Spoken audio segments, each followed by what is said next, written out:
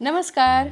आपल्या किचन स्टोरीमध्ये सर्वांचं मनापासून स्वागत. आज आपण बघणार आहोत बाळाचं घरगुती बनवलेलं सॅरेलॅक. तर घरी सॅरेलॅक बनवायला अतिशय सोपं आहे.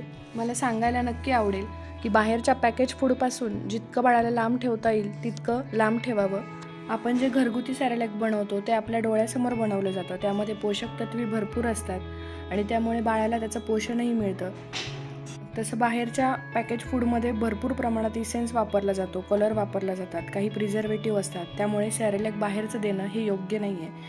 त्यामुळे आपण घरी खूप पटकन सॅरेलॅक कसं बनवता येईल ते आज आपण बघणार आहोत. तर त्यासाठी इथे मी 2 वाट्या तांदूळ घेतले आणि प्रत्येकी अर्धी वाटी डाळी घेतल्यात. तर त्यासाठी मी मूग डाळ, मठाची डाळ आणि मसूर डाळ अशा 3 डाळी घेतल्यात.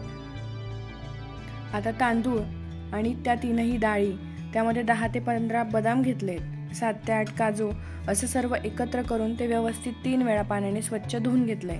धुवून घेतल्यानंतर पाणी निथळून घ्यायचंय आणि एका सुती कापडावर पसरवून घ्यायचंय.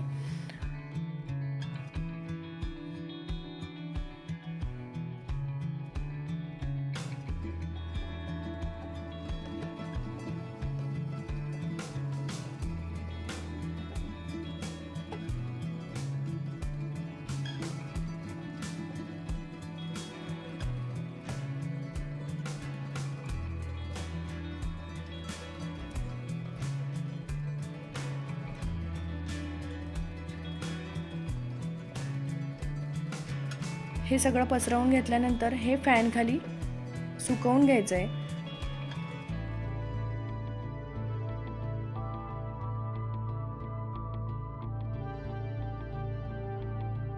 आणि व्यवस्थित सुकलं, त्यात थोडासा म्हणजे ओलावा पूर्णपणे कमी झाला की लगेचच आपण ते एका जाड तळाच्या कढईमध्ये भाजून घेणार आहोत. तर त्यासाठी इथे मी 20 मिनिटं व्यवस्थित छान भाजून घेतले. आता भाजण्यासाठी थोडी कसरत आहे, कारण की हे मिश्रण व्यवस्थित भाजलं गेलं नाही तर मग बाळांना ते पचायला थोडंसं अवघड जातं. त्यामुळे व्यवस्थित भाजून घ्यायचं आहे. हे सगळं मिश्रण एकजीव करून भाजण्यासाठी मला 20 मिनिट लागले.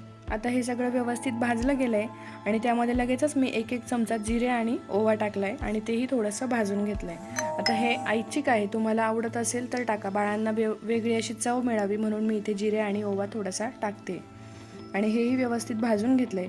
आता हे सगळं मिश्रण थंड झालं की लगेचच आपण मिक्सरला बारीक करून घेणार आहोत.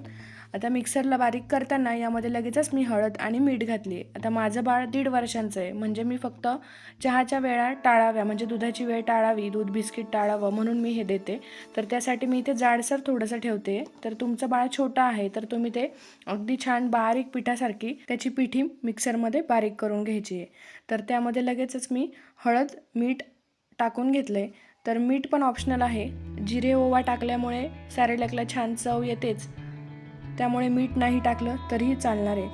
आणि हे छान आता मिक्सरला बारीक करून घेतलं आहे. तुम्ही इथे बघू शकता किती छान बारीक झालं आहे. आता आपलं सॅरेलॅक तयार आहे. सॅरेलॅक कसं बनवायचं ते आता आपण बघणार आहोत.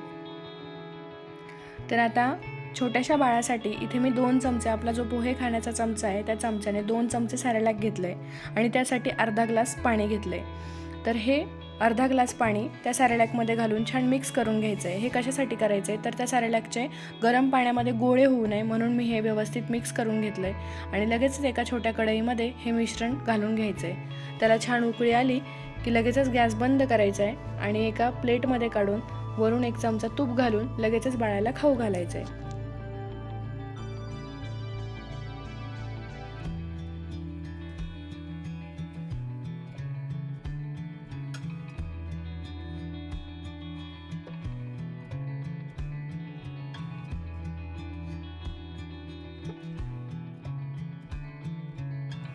अशा प्रकारे आपलं घरगुती सॅरेलॅक तयार आहे. तर नक्की तुमच्या बाळाला खाऊ घालून बघा. तर हे घरगुती सॅरेलॅकची रेसिपी नक्की करून बघा आणि बाळांना खाऊ घाला. खरंच खूप दमदमीत आणि पोट भरेल अशी रेसिपी आहे.